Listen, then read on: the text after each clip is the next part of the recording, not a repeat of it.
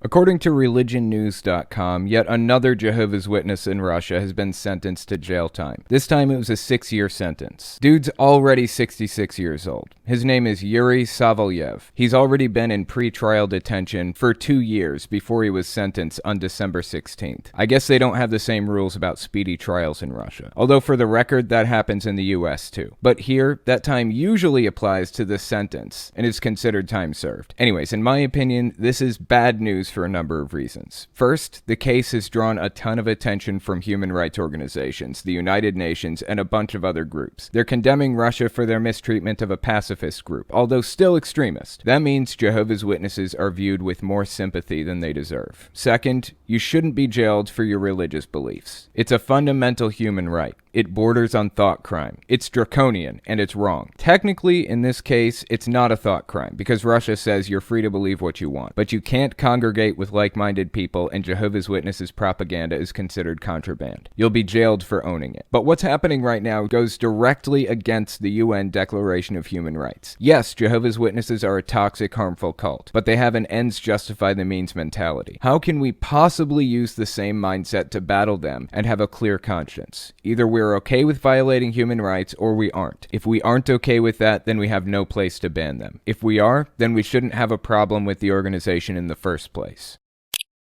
The Ark Encounter's been having a hard time lately. They've had a hard time all year. Mid-February is when things really started to hit. The stock market suddenly tanked on February 23rd, so March is the first month you really start to see a dramatic drop in Ark Encounter attendance. It was completely closed all month in April 2020. Usually places like that see about a 5 to 10% growth year over year, give or take. So compared to 2019, in January 2020, the Ark Encounter saw a 6% attendance increase. February saw a 5% attendance increase. Then in March, shit started to go sideways. March 2019 had 70,000 people in attendance. March 2020 only saw 15,000 people. Holy shit, that's bad. That trend carried for the rest of the year. Every single month was a decrease from the previous year. This brings up an interesting point. I released a clip recently of Pastor Greg Farrington giving a sermon about church closures during the pandemic. He said, quote, "Here are some current trends in the church world today. 30 to 40% of the people who attended church before COVID will never return to church. 20% of all churches in America will never open their doors again. And 70% of pastors are looking for another place of employment." End quote. Then he went on to say that it was a demonic strategy and Satan was using liberal crazies to execute the plan. And who knows if those numbers are even correct. He could have completely fabricated them. But that's beside the point. The point is that the pandemic is affecting church attendance. Jehovah's Witnesses have surprisingly done things correctly since the beginning. They switched to Zoom, got their members to write letters instead of knock on doors. They tell people to wear masks, the whole 9 yards. They even sent some of their live-in factory workers home to their families. Very respectable. But guess what? They saw a 0.6% number decrease this year. That's a big fucking deal. One of the only years when they saw an actual decrease in decades. On top of that, the measurement is active Jehovah's Witnesses, and they changed the criteria to be if you log 15 minutes of time per month talking about Jesus, then you're counted. It used to be way higher than that. If you write a single letter per month to some rando you find in the phone book, you're considered active and you're counted. It's really difficult to not be counted at this point, and they still saw a drop of 0.6%. I can't imagine they're happy about that. Demonic strategy or not, it's working. People are leaving the church because the brainwashing has been unplugged. That's good news.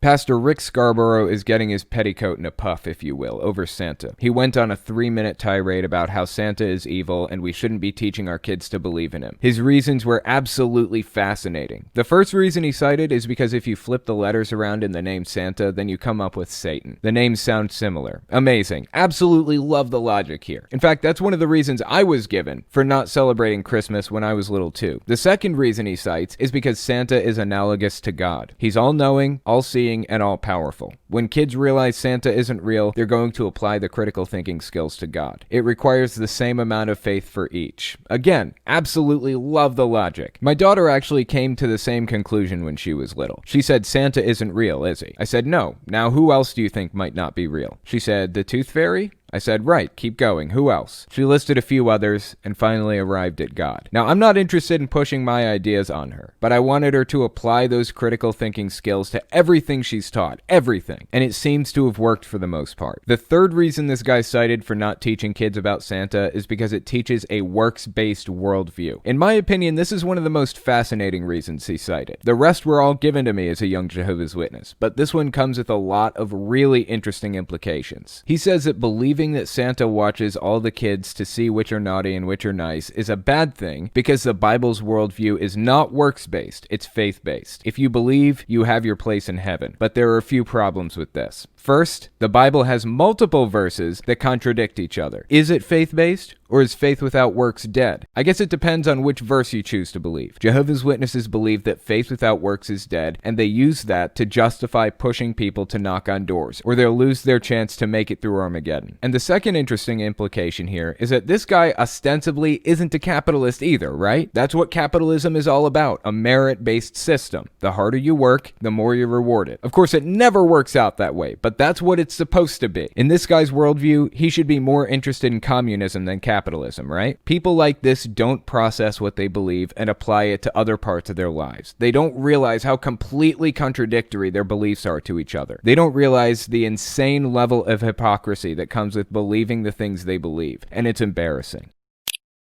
Pat Robertson has been an emotional roller coaster over the election. Watching him maintain complete composure, then disintegrate into an emotional train wreck, and then regain composure, and then go completely nuts again has been very entertaining. I'd feel bad for him if he weren't such a fucking monster. Anyways, after the election, he spent like 5 straight minutes talking about how Trump won and everything was rigged and Biden cheated and all of that other nonsense. And then, out of nowhere, he released this video recently. He said, quote, "I think it's all over. I think the Electoral College has spoken. I think the Biden corruption has not really been brought to fruition, but it doesn't seem to be affecting the Electoral College, and I don't think the Supreme Court is going to move in to do anything. And I think we're going to see a President Biden. With all his talent and the ability to raise money and draw large crowds, the president still lives in an alternate reality. People say, well, he lies about this, that, and the other. But no, he isn't lying. To him, that's the truth. He had the biggest crowd on Inauguration Day. He had more people than ever. He was the most popular. He saved NBC with The Apprentice. You go down the line of things that really aren't true, and people kept pointing to him, but because they loved him so much and he was so strong for the evangelicals were there for him all the way. But there was something about him that was good, that God placed him in that office. He's done a marvelous job for the economy, but at the same time, he's very erratic, and he's fired people, and he's fought people, and he's insulted people, and keeps going down the line, so it's a mixed bag. And I think it would be well to say, you've had your day and it's time to move on. End quote. Absolutely fascinating. Pat Robertson is turning on Trump. If nothing else, you can say that Pat Robertson has a mind of his own. Or I guess more accurately, his mind doesn't belong to Trump. He's still a cult leader, and typically cult leaders tend to be at least previously victims themselves. But this is a good sign. Pat Robertson is a big thought leader in the evangelical movement. He's burned a few bridges by saying people who believe in young earth creationism are idiots, but he still has a lot of pull in that community. The fact that he's turned on Trump is good for the country and more broadly for the world. I'm hoping this transition will go as smoothly as possible. You guys remember Pastor John MacArthur, right? He's the dude who refused to acknowledge that there was a pandemic going on. He was in a court battle with his local government. He didn't want to take the most basic safety precautions, like taking people's temperatures at the door, keeping hand sanitizer nearby, and wearing masks. So he didn't do any of them. Then he played it up like it was some fucking absurd persecution narrative. Like the state of California was trying to put people in prison for believing in God. Well, guess what? His congregation has more COVID cases now. And he tried to cover it up. He isn't ashamed of something, is he? It was a pretty big congregation in the first place. Thousands. It's considered a megachurch. He refused to play it safe in even the most straightforward and basic ways, and as a result, he's responsible for people's deaths. And he knows it. Here's a quote from Medium.com. Quote, 2 weeks ago, the Grace Staff Christmas party lunch was served, and maskless elderly and elders sat shoulder to shoulder, hugged and shook hands, and along with the filet mignon, were spoon-fed the following from John MacArthur. 1. COVID PCR tests are inaccurate and should not be trusted. End quote. FYI, PCR tests stand for polymerase chain reaction test. It's a type of test that's used for the coronavirus. It detects copies of a specific DNA sample. As for the efficacy, it works a lot like a pregnancy test. test. It isn't guaranteed to detect the enzyme it's searching for in the case of pregnancy tests, or the DNA in the case of the coronavirus test. But if it detects it, it's 100% guaranteed to be there. There are false negatives, there are not false positives. He was trying to imply that it's completely untrustworthy and there might be false positives. It's just propaganda. Anyways, he said, quote, 1. COVID PCR tests are inaccurate and should not be trusted. Again, not true. If it shows positive, you're positive, period. 2. Don't take the vaccine as it's just a money ploy.